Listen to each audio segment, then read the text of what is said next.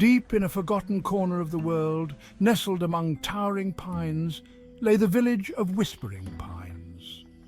Generations had lived and died beneath the watchful gaze of the ancient forest. Life here was simple, a tapestry woven from tradition and folklore, where the warmth of hearths battled back the ever-present chill of the woods. But this year, the cold held a different kind of bite. An age-old terror was stirring, a darkness that whispered on the wind. This was not the comforting magic of Yuletide. This was something far more primal, far more sinister. The villagers, hardened by generations of harsh winters, felt it in their bones. A creeping dread, as tangible as the icy breath that clung to their faces. It lurked in the shadows of the forest, a predator stalking its prey.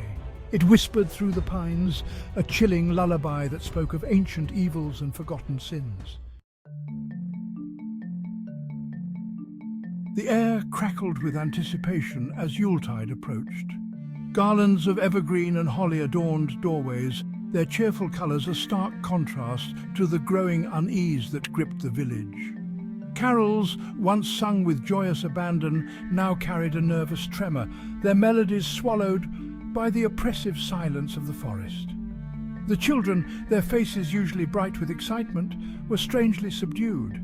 Their laughter, once echoing through the village square, was now hushed, replaced by fearful whispers and worried glances towards the tree line. They sensed it too, the darkness that was seeping into their festive cheer, tainting their innocent joy with an icy dread.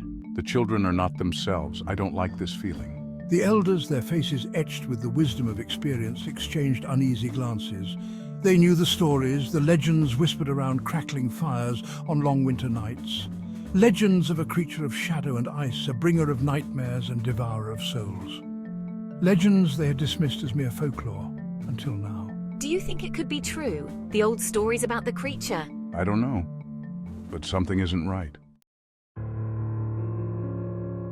As the eve of Yuletide descended, a fierce blizzard swept through the village, blanketing everything in a thick shroud of white.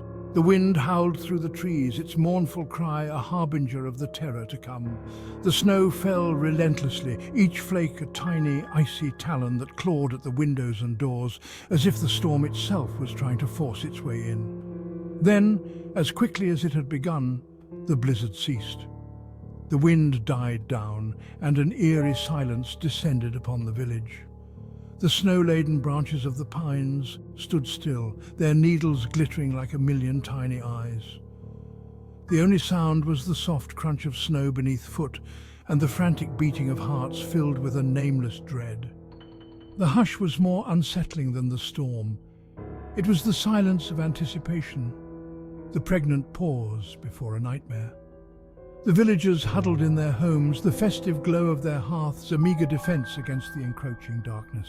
They knew, with a certainty that chilled them to the bone, that something evil was out there, lurking in the shadows of the forest. The children, their senses heightened by fear, were the first to see them, two pinpricks of blue light, glowing like frozen tears in the darkness. They appeared at the edge of the forest, watching, waiting. Then, with a suddenness that made the children gasp, the lights vanished, leaving behind a trail of icy mist. Mom, Dad, did you see that? The lights, they were there, and then they were gone. Their parents dismissed the lights as a trick of the snow and shadows. These were not the eyes of any creature known to man. These were the eyes of something ancient, something evil. They were real, I know it. They were watching us. The children, their faces pale and drawn, huddled closer to their parents. They knew, with the unshakable certainty of childhood nightmares, that the lights were real. Section 5. The Krampus comes on winter winds. A guttural growl, low and rumbling like an earthquake, echoed through the village, shattering the silence. The ground trembled, and a gust of wind, colder than the grave, swept through the village square, extinguishing lanterns and sending snow swirling through the air. In the swirling snow, a monstrous silhouette began to take shape. Towering over the houses, its eyes burning with an unholy blue light, stood the Krampus. Its body, a grotesque parody of a man, was covered in matted fur and bound with chains that rattled like the bones of the damned. Two gnarled horns as black as night protruded from its head, scraping against the sky. A stench of decay and rot, the unmistakable odor of death, clung to the creature like a shroud. Its breath, visible in the frigid air, swirled and danced around it, forming fleeting images of tormented souls and unspeakable horrors. This was not a creature of flesh and blood. This was a nightmare given form, an embodiment of the darkest fears that lurked in the hearts of men. Section 6. Vanishing in the Snow. Panic gripped the village, doors slammed shut and the sounds of frantic bolting and terrified prayers filled the air. But there was nowhere to hide. The Krampus, its eyes burning with a cold predatory light, had come for them. One by one, villagers began to vanish, snatched from their homes, their screams swallowed by the howling wind. Oh no, it's taking them. We can't escape. Please protect my family. Someone help us. The only evidence of their passing, the telltale crunch of heavy hooves in the snow, leading towards the dark and forbidding forest. Each disappearance fueled the terror that gripped the village. The lucky ones huddled in their homes, praying for dawn and the hope, however faint, that the creature would spare them. But the Krampus was relentless, its hunger insatiable. It moved through the village like a phantom, its presence heralded by a bone-chilling cold and the stench of death. Section 7. The forest's grim festivities. Driven by a morbid curiosity and a desperate hope of finding their loved ones, a small group of villagers ventured into the forest, following the trail of hoofprints. The deeper they went, the more oppressive the atmosphere became. The air grew heavy, thick with the stench of decay and the metallic tang of blood. They found their loved ones, or what was left of them, gathered around a grotesque parody of a Yuletide celebration. A towering pine, its branches heavy with snow, stood at the center of a clearing. But instead of baubles and tinsel, it was adorned with the frozen bodies of their friends and family. Their faces, contorted in silent screams, were frozen masks of terror. Their bodies, twisted and broken, were draped over the branches like macabre ornaments. At the base of the tree, a scattering of bones and scraps of clothing told a tale too gruesome to contemplate. Section 8. A glimpse into the abyss. As the villagers stared in horror, their blood turning to ice, the Krampus emerged from the shadows, its eyes glowing like malevolent stars fixed on them, and a chilling smile spread across its grotesque face.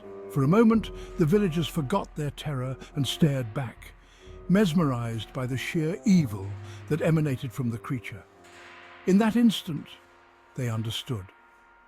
The Krampus was not just a monster, it was a reflection, a dark mirror held up to their own souls. Its eyes, those windows into the abyss, revealed not just the creature's own darkness, but the darkness within them all.